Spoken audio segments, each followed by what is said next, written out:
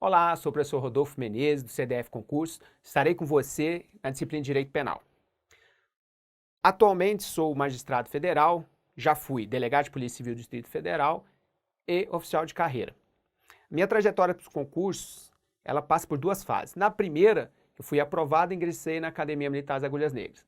Nessa segunda fase, que é a recente, fui aprovado para analista judiciário, delegado de polícia e juiz. Nessa segunda fase, eu tinha menos tempo. Já era casado, tinha filhos, trabalhava muito. Então, eu garanto para você, o mais importante não é a quantidade de tempo de estudo, e sim a qualidade do estudo. Então, você deve, primeiramente, selecionar dentro do seu tempo, do seu cotidiano, aquele tempo, aquelas atividades que você não são tão importantes nesse momento, e deixar elas para o futuro. Com o tempo que você tiver, faça um estudo de qualidade. Para isso, eu dou uma dica que para você consiga caminhar e atingir o que hoje parece um horizonte longe, mas que é um objetivo possível, você precisa ter compromisso, dedicação e foco. Com essas três bases, eu vou estar aqui para colaborar com você e auxiliá-lo dentro da disciplina de Direito Penal. Então vamos começar. Inicialmente é importante você entender que essas primeiras aulas são as bases do direito penal. Então elas são necessárias para que você depois entenda o que é crime. E para isso nós vamos passar pela teoria geral do direito penal, teoria do crime, para depois nós vermos as figuras típicas, os crimes propriamente dito. Então para isso, peço que vocês hoje, na aula de hoje, nós já vamos começar com conceitos e fontes. Então peço que vocês olhem um sumário, por favor. Para isso seguiremos um sumário, um norte, uma direção, que será conceituar direito penal, verificar as fontes do direito penal. Entre essas fontes, nós temos a divisão entre fontes materiais, substanciais ou de produção, e fontes formais, cognitivas ou de conhecimento. Vejamos então o conceito de direito penal. Direito penal é o ramo do direito público que tem a função de selecionar as condutas humanas que ofendem os bens jurídicos mais relevantes. Essas condutas humanas que ofendem os bens jurídicos, nós conhecemos por infração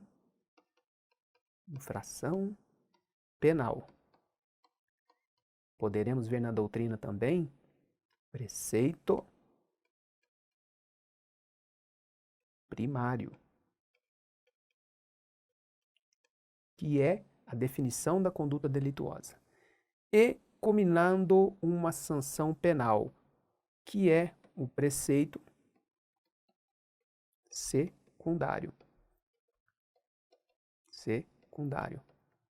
Então nós vemos que a conceituação do direito penal verifica-se a finalidade dele. Ele existe para que selecionemos bens jurídicos que devem ser protegidos, para que permitam essa vida em sociedade, que permita os parâmetros, que definam quais são os parâmetros mínimos para que nós vivemos numa sociedade em que uns respeitem o direito dos outros. E neste conceito, vemos que ele é o responsável para definir o que é uma infração penal e qual é a sanção que será aplicada para quem praticar aquela conduta. O exemplo mais clássico é do artigo 121 do Código Penal, que a conduta é matar alguém, e o preceito secundário é pena de reclusão de 6 a 20 anos. Então essa é a visualização, aquilo que nós visualizamos do direito penal.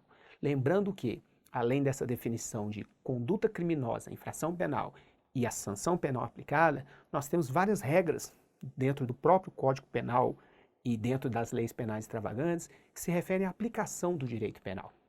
E nessa aplicação nós podemos citar a progressão de regime, detração, combinação da espécie de pena a ser aplicada. Então essas aplicações, essas normas de aplicações também fazem parte do direito penal. E lembrando que o direito penal, ele é obrigatório. O direito penal, ele não é facultativo.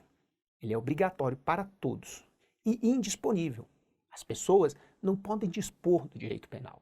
Então a vida não pode ser negociada. A integridade física de uma pessoa, ela não pode negociar. A sua liberdade, ela também não negocia. Então, o direito penal trata de proteger os bens jurídicos e garantir a nossa vida em sociedade. Essa é a definição do direito penal e as suas principais funções, que você deve guardar agora para o resto da nossa disciplina. Vejamos agora as fontes. Antes de ir para fontes, acho que é bom nós passarmos para o slide e verificar um resumo daquilo que nós tratamos agora. E resumindo o direito penal para um conceito mais doutrinário, podemos dizer que é um conjunto de princípios e regras que visa coibir a prática de condutas delituosas. Então é isso, o direito penal, ele serve, o seu fim, o seu horizonte é o quê? Coibir prática de infrações penais, de delitos, que podem ser crimes ou contravenções. Essa definição nós veremos na aula de teoria do crime. E lembrar que na doutrina, e podemos ver isso também em provas, existe o conceito de direito criminal e direito penal. Direito criminal é um conceito mais amplo, porque ele enfatiza crime. E o direito penal cuida de crime. Então ele enfatiza crime. Por quê? Porque a pena não é apenas a única sanção que nós temos no direito penal. O direito penal tem a sanção penal de pena e medidas de segurança. Então, quando o autor define direito criminal, ele na verdade quer ser mais clássico, dar uma definição doutrinária mais específica. E nós temos como exemplo o Código Penal de 1830, Código Criminal do Império. Atualmente, a Constituição Federal tratou como direito penal e a nossa lei chamou de Código Penal.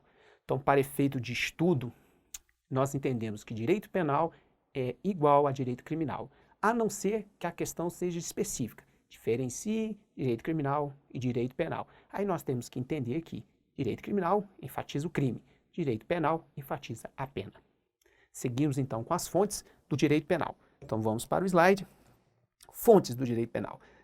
Elas tratam da criação e manifestação do direito penal. Então, criação, como é criada o direito penal? Manifestação, como chega ao nosso conhecimento o direito penal? Então, são as duas pontos que nós temos que ver, que são divididos na doutrina em duas espécies de fontes. Então, nós teremos as fontes materiais e as fontes formais. Fontes materiais tratam da produção do direito penal, no nosso caso. E fontes formais é como nós teremos conhecimento, como ele se apresentará para nós. Vejamos cada uma separadamente. Então, fonte material. A fonte material é a forma de criação, da produção do direito penal.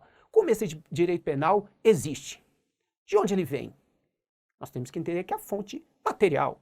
E essa fonte material no Brasil é a União. O órgão competente, o ente competente de criar, de legislar sobre direito penal é a União. Então está no artigo 22, inciso 1 da Constituição Federal. A União compete privativamente à União legislar sobre direito penal. Esta é a regra. Os senhores têm que saber a regra. Aí eu pergunto, existe exceção? Várias regras existem exceção. E essa existe também uma exceção. Então os senhores têm que lembrar. Existe a regra e nós temos uma exceção. E a exceção é, olhem no slide, parágrafo único do artigo 22 da Constituição Federal. Diz, lei complementar poderá autorizar os estados a legislar sobre questões específicas da matéria, no caso, direito penal. Lembrar, primeira coisa, Estado. Na nossa disciplina, durante todo o curso, Estado, quando nós tivermos a palavra Estado, vai significar Estado e Distrito Federal. Puramente por didática, facilitar nossa comunicação. Quando for necessário, eu especifico que estamos tratando de Estado e especifico que estamos tratando de Distrito Federal. Mas quando eu disser Estado, estarei falando de Estado-membro e Distrito Federal. Lembrar que nesse parágrafo 1 pede uma lei complementar. Será visto em direito constitucional, mas lei complementar, ela passa por um processo legislativo mais rigoroso, é mais complexo, mais dificultoso, com maior quórum. Essa é uma lei complementar. Então nós vemos que é um pouco difícil.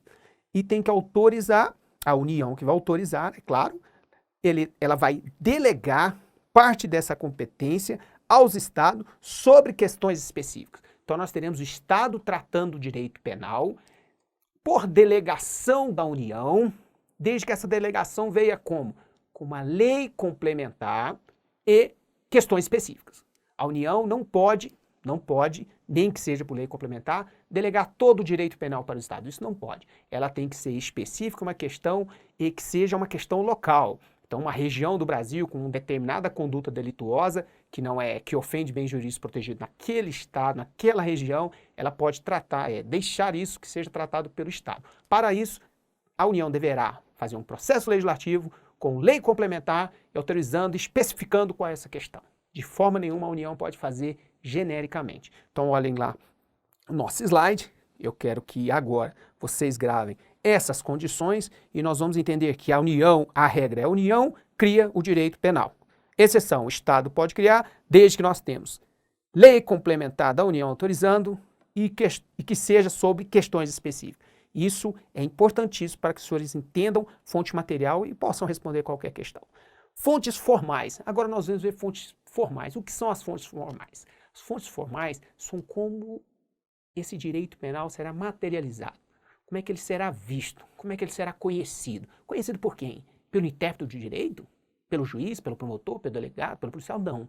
Não. Por esses também, mas por toda a sociedade. Como nós teremos conhecimento desse direito penal? Como ele chegará para nós? Foi criado. Então está lá. Foi criado. E agora, como nós vamos ter conhecimento? E aí nós vemos que vai se subdividir essa fonte formal em duas. Primeiro, fonte formal imediata e fonte formal mediata. Fonte formal imediata é a lei em sentido estrito. Então, os senhores têm que lembrar, desde agora, você que está me assistindo, tem que lembrar desde agora que a única forma de se criar crime e pena é por lei em sentido estrito. E por que lei em sentido estrito? Porque quando no direito falamos em lei, muitas vezes estamos dizendo norma. E essa norma pode ser um decreto legislativo, uma resolução do Congresso, um decreto presidencial. E lembrando que lei em sentido estrito é apenas aquela que tem a deliberação do Congresso Nacional. Então, quem vai decidir o que é crime e qual sua pena é o Congresso Nacional, que é o representante do povo. Então, quem definirá é o povo, através de seus representantes legais que estão hoje no Congresso Nacional. Então, vamos para o slide. Está aqui, fontes formais imediatas é a lei em sentido estrito. Isso, já adianto, que é o princípio da reserva, reserva legal. Já é o primeiro princípio que vocês estão vendo antes da aula de princípio. Então, o princípio da reserva legal. Então, você tem que lembrar, fonte imediata do direito penal. Lei em sentido estrito, não é lei em sentido estrito. A única forma de se criar crime e combinar a pena é lei em sentido estrito. E nós temos as fontes formais mediatas ou secundárias. Elas não trazem tipos e nem penas. Primeira coisa, fonte formal mediata não é lei em sentido estrito. Se não é lei em sentido estrito, não pode ter crime e não pode ter pena. Para que ela serve? Ela vai auxiliar na interpretação, na complementação dessa lei. Então nós vamos ver quais são essas fontes formais mediatas. Então nós temos os costumes, os princípios gerais do direito e atos administrativos. Acima nós citamos um princípio, que é o princípio da reserva legal, que neste caso ele está positivado, que é a lei em sentido estrito. Então, obrigatoriamente, estes princípios eles podem ou não estar positivados, podem ou não estar na lei, na Constituição. Mas quando não estiver na Constituição, eles são o quê? Fontes formais mediatas. Essas fontes, nós temos que lembrar, princípios. Pela quantidade de princípios, pela importância desses princípios, nós teremos uma aula específica tratando de princípios. Então, uma aula posterior, nós veremos princípios. Atos administrativos. O importante neste momento de atos administrativos é lembrar e saber que eles complementam as normas penais em branco, heterogênea. O que são normas penais em brancos heterogêneas? As normas penais em brancos, nós veremos numa próxima aula, quando tratarmos de lei penal. Norma penal em branco é a norma penal incompleta. Ela precisa de um complemento. E, neste caso específico, temos um exemplo de uma norma penal em branco heterogênea, que é a Lei 11.343, que é a lei de drogas. A definição do que é droga, o crime de drogas, está no artigo 33, de tráfico de drogas está no artigo 33, da Lei 11.343. Mas quem define o que é droga é uma norma, é uma portaria da Anvisa. Então essa complementação, essa portaria da Anvisa é o quê? É um ato administrativo que complementa a lei penal. Então a lei penal existe, só que ela precisa de um complemento e esse complemento advém de uma norma que não é uma lei em sentido estrito, mas apenas um complemento, que é um ato administrativo, que é o quê? Uma fonte mediata de direito penal. Outra fonte de mediata de direito penal é o costume. E o que é costume? São regras não positivadas, regras que não constam na lei, mas que tem que ter uma crença na obrigatoriedade jurídica e uma constância na sua prática. Então, não, o hábito, senhores, vamos lembrar que hábito é aquilo que tem uma constância na prática. Hábito, eu tenho uma constância na prática. Isso é um hábito. Agora, não é um costume. Porque além dessa constância na prática, nós precisamos do quê? Precisamos ter uma consciência dessa obrigatoriedade jurídica. Então, isso diferencia o que é um costume do que é um hábito. E para que serve esse costume? Nós temos ele dividido em 3 pontos interessantes que nós observamos. Vamos para a tela. Preterlege, em latim, além da lei. Então, vejam bem, o costume, neste caso, ele vem para preencher uma lacuna, algo inexistente, uma omissão, algo que não tem na lei. Então precisa ser preenchido. Quem vai preencher? O costume. Agora lembrar, como todo crime tem que estar previsto em lei sua sanção, não pode incriminar. Não pode. Então, essa lacuna ela pode ser preenchida por costume, mas nunca para incriminar uma pessoa e nem criar pena. Secund legem, conforme a lei. Esse conforme a lei, esse costume, ele serve para auxiliar na interpretação do direito penal. Muitas vezes nós temos no direito penal normas penais que necessitam de um complemento, como a norma penal de interpretação extensiva, que nós veremos na parte de interpretação das normas penais, nós veremos esse ponto com mais detalhe. Mas algumas normas precisam desse complemento. Um exemplo é a contravenção do ato obsceno. O que é um ato obsceno? Ato obsceno, ele evolui com o tempo. Em 1940, usar o biquíni numa praia de Copacabana poderia ser considerado um ato obsceno, se você não tivesse maiô. Isso era um ato obsceno, que hoje não é, e na época poderia ser um ato obsceno. Podemos hoje visualizar na atualidade a utilização do biquíni, a utilização do topless. Se a mulher estiver de topless numa praia, não é um ato obsceno. Atualmente é uma prática comum, em umas praias principalmente de outros países. Mas no Brasil, no Rio de Janeiro, há essa prática. Agora, utilizar o topless dentro de uma igreja que tem outros preceitos, outro padrão de conduta, isso me parece, en passant, que este seria um ato obsceno. Então, esse ato obsceno, essa expressão, precisa da interpretação. E essa interpretação será complementada por quem? Pelo costume. Então, esse costume será o que é necessário para que nós interpretamos o fato praticado dentro do contexto e qual é o costume aplicado naquele local. Então, é muito importante nós termos essa fonte imediata para nos auxiliar na aplicação do direito penal. Seguindo, contralegem. Contralegem é um costume que é contra a lei. Também poderemos encontrar ele na doutrina ou em provas como desuetudo. Desuetudo. Se o costume é contra a lei, a primeira observação, a primeira anotação que você deve fazer é que costume não revoga a lei.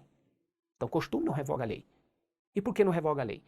É só nós lembrarmos, e é bom consultar, o artigo 2º da Lei de Introdução às Normas do Direito Brasileiro. Lá diz que a lei só pode ser revogada por outra lei. Então, se um costume contraria a lei, ele não revoga a lei. Essa é uma informação importante que diversas vezes é cobrada em concursos, em provas, para que nós tenhamos esse conhecimento. Por quê? Exemplo, conduta do jogo do bicho. O jogo do bicho é uma conduta que está disseminada hoje na sociedade. Então, nós vemos várias bancas passando na rua, algumas pessoas que fazem o jogo do bicho. Ou seja, é um hábito, é um costume, porque eles acreditam que aquilo não é crime. Mas a contravenção penal persiste. Então, é crime, continua sendo crime. Outra conduta é a venda de produtos piratas, CD pirata, produtos piratas, também continua sendo crime. Só que é uma prática que está disseminada na sociedade. Ou seja, é um costume, mas é um costume contrário à lei. Esse costume contrário à lei revoga a lei? Não revoga a lei. Então, hoje nós precisamos saber que não revoga a lei. E eu gostaria que agora os senhores prestassem atenção no slide e verificasse o que não são fontes do direito penal.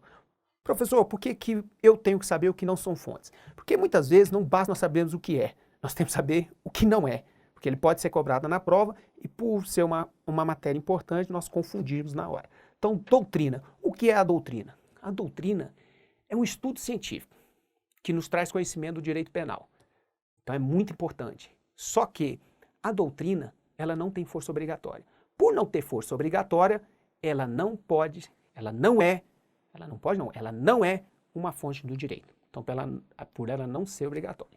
Outro ponto interessante que não é fonte é a jurisprudência. O que é a jurisprudência? Jurisprudência é uma decisão jurídica em determinados casos concretos. E são a jurisprudência, seriam várias decisões no mesmo sentido. Então, com várias decisões no mesmo sentido, se forma a jurisprudência. Só que essas decisões são em casos concretos e só vinculam as partes envolvidas no processo. Então, esta jurisprudência, ela não tem a força obrigatória para as demais pessoas. Não tendo essa força obrigatória, ela não é uma fonte do direito penal. Lembrando que temos uma exceção. Qual é a exceção? A súmula vinculante. A súmula vinculante está prevista no artigo 103A da Constituição Federal. Quem edita? O STF. E ela vincula os demais órgãos do Poder Judiciário e a administração pública.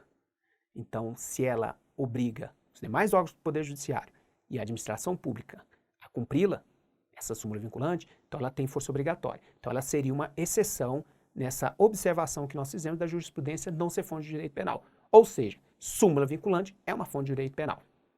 E por último, os tratados internacionais. Os tratados internacionais, temos que lembrar, por si só, não são fontes. Por si só. Somente após a internalização serão fontes. Para a sua internalização, existe um procedimento no qual faz parte o executivo e o legislativo. O executivo ele subscreve esse tratado, depois um decreto legislativo autoriza a internalização e o decreto do presidente, o decreto presidencial, que vai internalizar ele por completo e ele passará a ter a sua validade dentro do nosso ordenamento jurídico. Então ele precisa o quê? Do procedimento de internalização.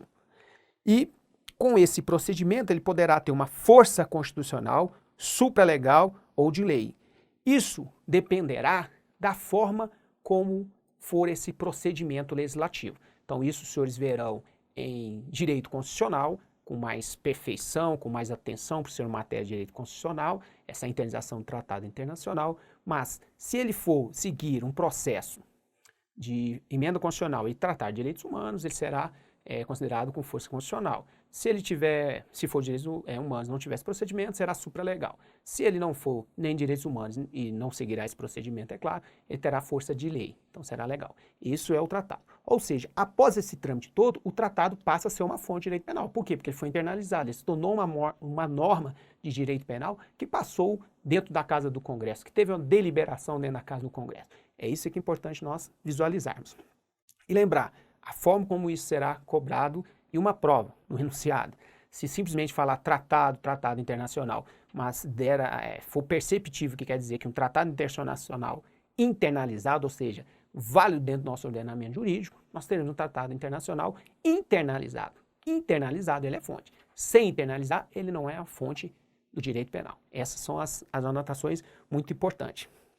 Resumindo, eu gostaria que vocês observassem o slide, nós temos aqui um esquema das nossas fontes. Então nós temos lá, fonte, ela pode ser material, pode ser formal. Se for material, criação, diz qual órgão é responsável, competente para a sua criação. No caso do Brasil, a União, artigo 22, inciso 1 da Constituição Federal, diz lá, compete privativamente a União legislar sobre direito penal. Excepcionalmente, nós temos que lembrar que existe exceção, existe exceção. Você tem que lembrar dessa exceção. Qual é essa exceção? É que os estados podem legislar sobre direito penal. Podem, desde que a União autorize por lei complementar e que seja sobre questões específicas. Então, tem que lembrar. Regra, União é a privativa que vai legislar sobre direito penal. Exceção, delegação da União para os estados, mediante lei complementar e questões específicas. Não pode ser geral. Isso nós já explicamos. E fonte formal. Observem. Se for a fonte formal imediata, só tem uma. Lei em sentido estrito. Lei em sentido estrito. Lei em sentido estrito. Gravem.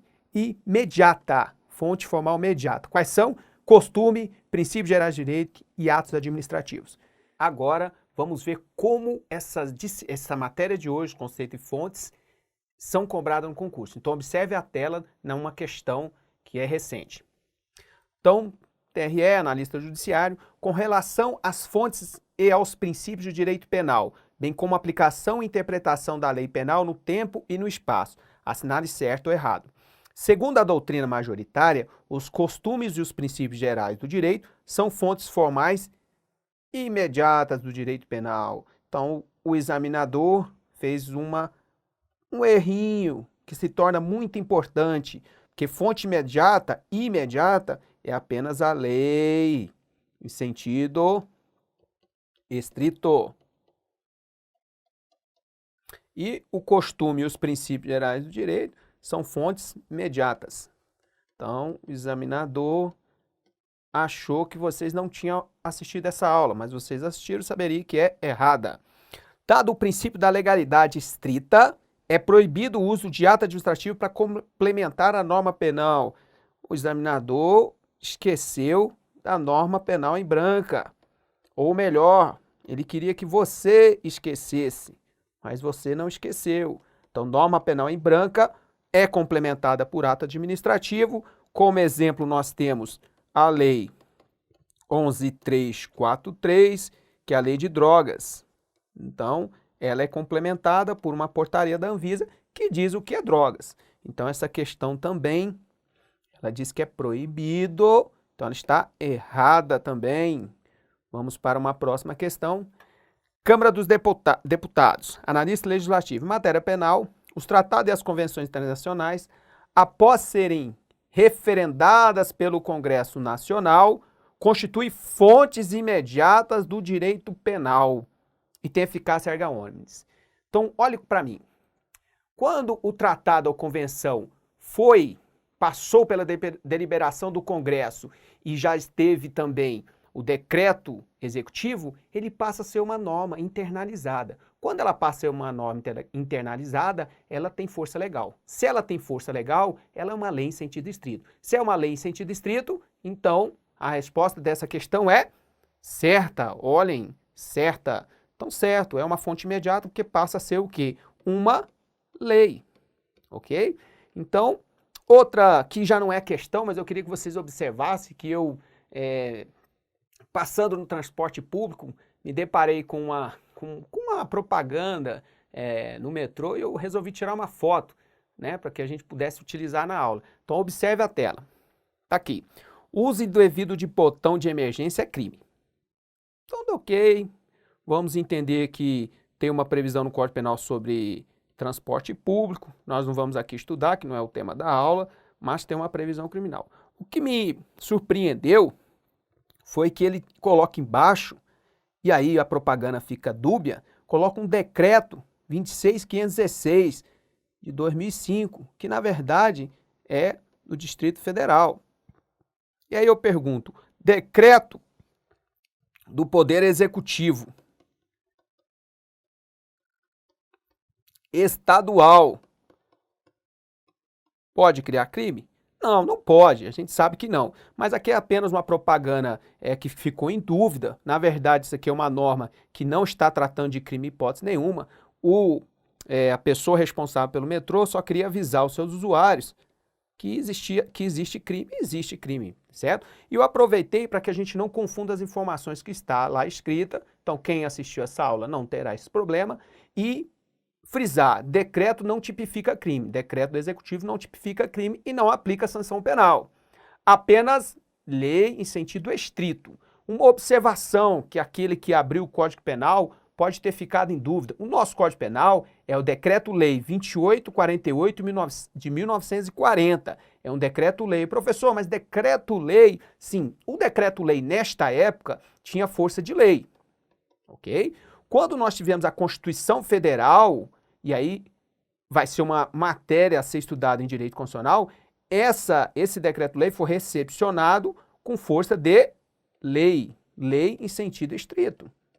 Então, o nosso Código Penal é lei em sentido estrito, porque a época que ele foi editado, publicado, sancionado, todo o processo legislativo, o decreto-lei é o que hoje nós temos, tinha a mesma força de uma lei em sentido estrito.